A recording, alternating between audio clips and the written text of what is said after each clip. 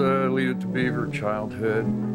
We had a big backyard and played war mostly. We also, played football and baseball and all. We were climbing trees and sledding and playing ball, and that's just what we did. I think I looked at too many John Wayne movies when I was growing up. I wanted to be a Marine, and I joined the Marine Corps as soon as I graduated from high school.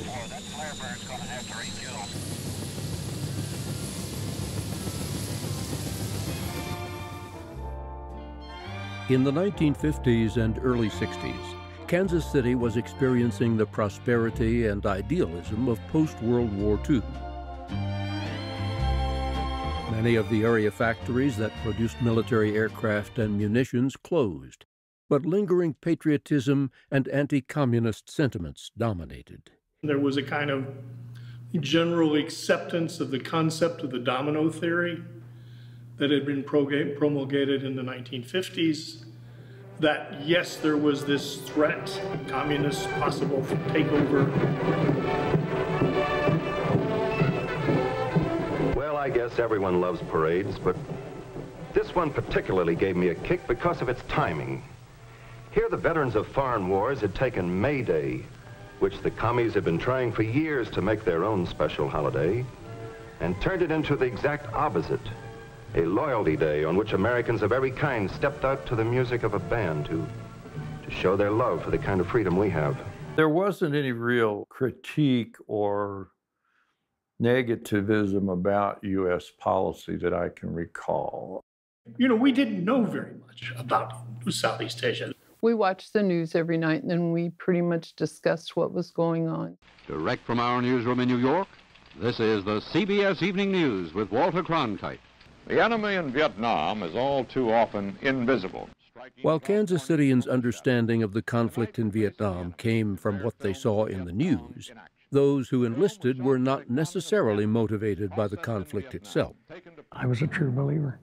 My father and all my uncles had served. My mother worked in a defense plant building bombers, and that's where she met my father. So growing up, if I wanted to see heroes, all I had to do was look across the dinner table. I thought when I went in, make me a better man and travel around and see the world and get out and get a job. Didn't know what Vietnam was, didn't know where it was at. Early on, Kansas Cityans were supportive of troops abroad. In the mid-60s, people were collecting soap, presents, and other items to send to the troops in Vietnam.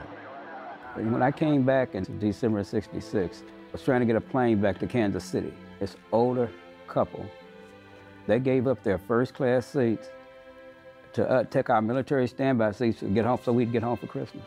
Draft calls were relatively low, and deferments were prevalent until 1965, when President Johnson rapidly increased the commitment of troops. About that same time, Ted Wilson began teaching at the University of Kansas. The first year that I was here, I had several members of the Students for the Democratic Society in my class. And they were asking me questions that I hadn't any easy answers for. There was a larger agenda, and I think that was always there throughout Vietnam days. And it became a very personal issue actually for men and women. Men, of course, subject to the draft. You had to register, and usually you had your college years deferred, but eventually your number would come up and you would probably be called. My buddy had just bombed out of Notre Dame, and I at UMKC. So we decided to join the draft. The semester was over in December. In January of '67, I was in basic training.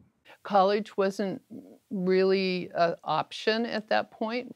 I saw that. I went home and I told my mom, I've got a job. And she said, really? And I said, I'm joining the Army. I was 17 years old,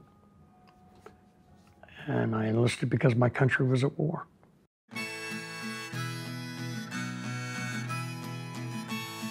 Small protests began to occur in Kansas City and on local university campuses in the mid-60s.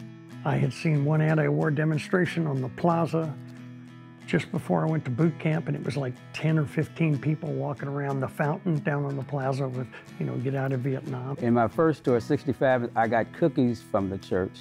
In 67 and 68, nothing came from the church. Everything just changed.